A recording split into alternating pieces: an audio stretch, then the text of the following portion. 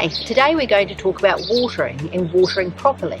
In the summer, many areas in New Zealand have reduced watering capabilities, and we're reduced to only watering in the evenings or a couple of hours a day. But during the summer, plants need a lot more water. They need light and water.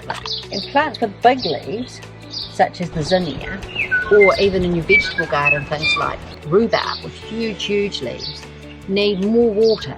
These leaves sort of act a bit like a solar panel. They convert the sun's rays into food for your plants, and then that gets transposed down into the root system.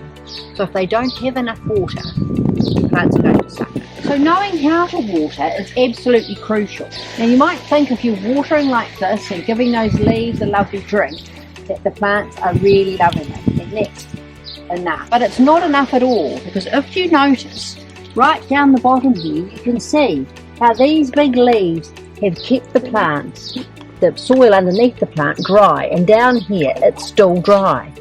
So the key thing is, A, you shouldn't water the plant's leaves at all if you can help it, because that promotes fungal diseases. And if you water during the day like I just did when it's hot and sunny, the leaves are very likely to burn. You should water down the bottom here at the base of the plant and water it really well. The key thing is to water and soak the entire root systems of the plant so they can soak it up. And then you only have to do this a couple of times a week. Anything with large leaves like this rhubarb, it's especially important to get your nozzle right underneath at the base of the plant. That's why I like to use a watering wand, because it's easy for me to poke the water wand right into the middle of the plant and get right at the base, because you're certainly not going to get lots of rhubarb unless it's damp. Water is to make a little moat around each plant and fill it up. And then you can just leave it to drain into the root zone of your plant. You need to use about an inch of water. An inch of water will go down about 6 inches into the ground, just like that. And you can be assured that that plant's had a really good drink. My preferred way of watering long lines of trees or hedges, or even in big shrubby garden beds, is with a soak hose. Because a soak hose, you lose absolutely no water whatsoever, no transpiration. It goes right down into the root zone of the plants. I use a water timer at home, and I just turn it on for an hour or so and let it ooze into the ground.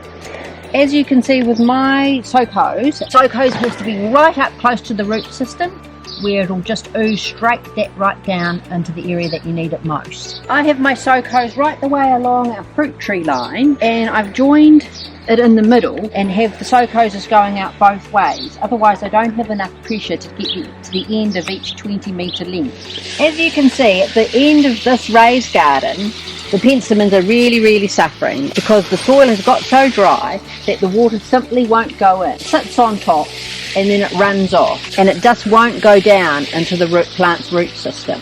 That's because I haven't added saturate into this area for quite some time. In all my garden beds I use saturate, and all we have to do is take a small amount of it from this pail, and it's coir fibre, so it's a natural product, and just scatter it on top like this. And next time you water, the water will go straight down into the plant's root zone. You can see underneath how dry the soil still is. Even though we've been watering, it hasn't gone anywhere. It's only gone on the absolute surface of the soil. So then scruff your saturate in so you don't lose it. You can do this with a fork. Well, I've just got my Nawashi here because it's my favourite tool. And now when we water, you'll see the difference. Now I've watered about the same amount that I watered before, and we'll let that go in, and then we'll see how far the water's gone through this time. As you can see, it's taken a while to soak in, but now the water has gone all the way through, right down, and it's still sitting at the base of the plant, soaking down even further. That's the difference your saturate will make. So the key points to remember is to, if you can, water in the evening, when your plants can take up all that water without transpiring so much. If you can't do that, water early in the morning. Water at the base of the plants, and water really well so they get a good soaking. And this way you'd only have to water maybe a couple of times a week if it's very dry. And don't water the leaves. Watering the leaves will give you mildews, and if you water the leaves during the heat of the day, you'll find scorch marks on those leaves, and they're really ugly. You can't fix them. And if you find you've got some really dry patches, use the Saturade. It's a great water saver and time saver as well. Enjoy your garden in the summer.